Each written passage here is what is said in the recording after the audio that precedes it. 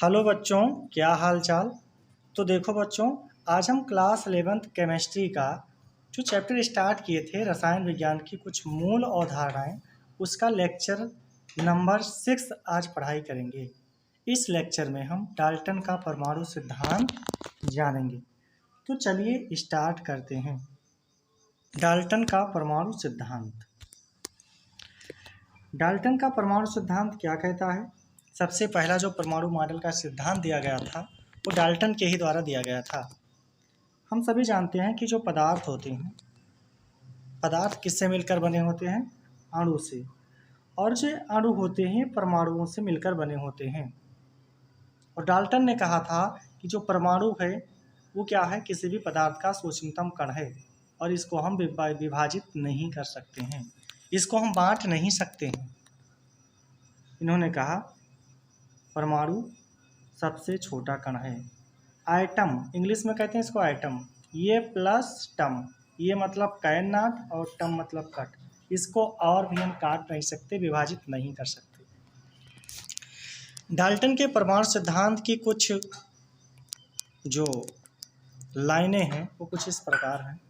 पहला पॉइंट है, प्रत्येक पदार्थ अति सूक्ष्म कणों से मिलकर बना होता है। जो प्रत्येक पदार्थ है वो अति सूक्ष्म मतलब बहुत ही छोटे कणों से मिलकर बना होता है, जिन्हें हम परमाणु कहते हैं। परमाणु अविनाशी होता है, यानी परमाणु को ना तो हम उत्पन्न कर सकते हैं और ना ही नष्ट कर सकते हैं। तीसरा पॉइंट, सभी रासायनिक अभिक्रिया में परमाणु ही भाग लेते हैं। कोई रासायनिक अभिक्रिया हो रही है तो उसमें क्या करते हैं?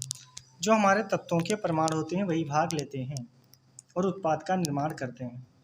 एक ही तत्व के परमाणु गुणों में समान होते हैं, ऐसा डाल्टन का मानना है कि एक ही तत्वों के गुणों जो परमाणु हैं वो गुणों में समान होते हैं। पांचवा पॉइंट क्या कहा डाल्टन ने? दो या दो से अधिक परमाणु आपस में मिलकर अणु बनाते हैं। दो या दो से अधिक जो परमाणु हैं आपस में मिलकर के अणु का निर्माण करते हैं। तो ये तो रही डाल्टन के परमाणु सिद्धांत की पॉइंट। अब हम देखते हैं डाल्टन के परमाणु सिद्धांत की सीमाएं क्या हैं। Limitations of Dalton's principle. तो पहला क्या दिखाया गया? ये सिद्धांत निम्न बिंदुओं को समझाने में विफल रहा। ये जो परमाणु सिद्धांत है डाल्टन का, ये जो नीचे बिंदु दिए गए हैं इनको समझाने में विफल रहा। पहला क्या बताया गया? एक ही तत्वों के परमाणुओं का परमाणु द्रव्यमान अलग अलग क्यों होता है? इस चीज़ को नहीं बता पाए। जैसे मैंने एग्जाम्पल के तौर पर लिया हाइड्रोजन के तीनों समस्थानिक 1H1, 1H2 एंड 1S3। क्या क्या होता है? ड्यूटेरियम, प्रोटियम और ट्राइटियम। परमाणु आपस में संयोग क्यों करते हैं? ये भी नहीं बता पाए डाल्टन कि परमाणु आपस में संयोग क्यों करते हैं आखिर। और तीसरा पॉइंट था भिन्न भिन्न तत्वों के परमाणु गुणों में भिन्न भिन्न क्यों होते हैं। मतलब विभिन्न प्रकार के जो तत्वों के परमाणु हैं वो गुणों में भी भिन्न भिन्न क्यों होते हैं, इस बात को भी एक्सप्लेन नहीं कर पाया डाल्टन। परमाणु आपस में किस बल के द्वारा जुड़े होते हैं ये भी नहीं बता पाए। परमाणु स्वतंत्र अवस्था में क्यों नहीं रह सकता, इस बात को भी डाल्टन ने नहीं बता पाए। अब हम देखते हैं डाल्टन के परमाणु सिद्धांत में संशोधन किया गया और संशोधन करके क्या निष्कर्ष निकाला गया। इलेक्ट्रॉन, प्रोटॉन और न्यूट्रॉन की खोज के बाद डाल्टन के परमाणु सिद्धांत में मुख्य रूप से निम्न संशोधन किए गए। नेक्स्ट पेज पर हम देखते हैं कि कौन कौन से संशोधन डाल्टन के परमाणु सिद्धांत पर किया गया जब इलेक्ट्रॉन, प्रोटॉन और न्यूट्रॉन की खोज हो गई थी। पहला बताया गया परमाणु अविभाज्य नहीं है। मतलब परमाणु क्या है? अविभाज्य नहीं है, अपितु क्या है? परमाणु में इलेक्ट्रॉन, प्रोटॉन और न्यूट्रॉन आदि कण होते हैं। ये बात तो एकदम सिद्ध हो ही गया जैसे इलेक्ट्रॉन, प्रोटॉन और न्यूट्रॉन की खोज हो गई। इलेक्ट्रॉन की खोज किए थे कौन? J Thomson. प्रोटॉन की खोज रदरफोर्ड और न्यूट्रॉन की खोज डिस्कवरी किए थे कौन? James Chadwick. अब दूसरा पॉइंट क्या है? एक ही तत्व के परमाणुओं के परमाणु भार अलग अलग हो सकते हैं और इनको हम समस्थानिक कहते हैं। ये संशोधन किया गया डाल्टन के परमाणु सिद्धांत में। जैसे हाइड्रोजन के 3 समस्थानिक अभी मैंने बताया ही था, 1H1, 1H2 and 1H3, deuterium, protium और ट्राइटियम, तथा ऑक्सीजन के भी समस्थानिक हैं, ऑक्सीजन 16, ऑक्सीजन 17 एंड ऑक्सीजन 18। तीसरा जो पॉइंट दिखाया गया कि अलग अलग तत्वों के परमाणुओं के जो परमाणु भार होते हैं वो समान हो सकते हैं, जिन्हें हम समभारिक कहते हैं। ये संशोधन किया गया किसमें? डाल्टन के परमाणु सिद्धांत में।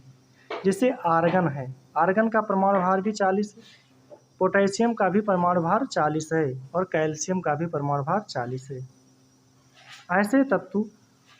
ऐसे भिन्न भिन्न तत्व जिनके परमाणु भार समान होते हैं उन्हें हम समभारिक कहते हैं। चौथा पॉइंट क्या करेक्शन किया गया? परमाणु लंबे समय तक अविनाशी या अविभाज्य नहीं होता है। जैसे रेडियो एक्टिव परमाणुओं में से अल्फा, बीटा और गामा किरणें निकलती हैं। जो हमारे रेडियो एक्टिव परमाणु होते हैं उनमें से अल्फा किरणें, बीटा किरणें और गामा किरणें क्या होती हैं?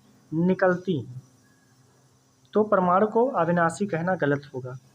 पांचवा पॉइंट दिखाया गया, परमाणु सदैव सरल पूर्णांक अनुपात में ही संयोग नहीं करते हैं। इसे ग्लूकोज के एस्पेक्ट में देख लिया गया। और तो बताया गया कि परमाणु सिंपल रेशियो में संयोग करके अणु या यौगिक का निर्माण करते हैं, लेकिन कुछ एक्सेप्शन भी है। जैसे सुक्रोज C12H22O11 में अगर देखा जाए कार्बन, हाइड्रोजन और ऑक्सीजन का रेशियो 12:22:11 है, यानी इनका एक सरल पूर्णांक नहीं है। तो डाल्टन के परमाणु सिद्धांत में ये 5 संशोधन किए गए। अब हम जानेंगे परमाणु किसे कहते हैं, परमाणु की डिफिनेशन क्या बनती है।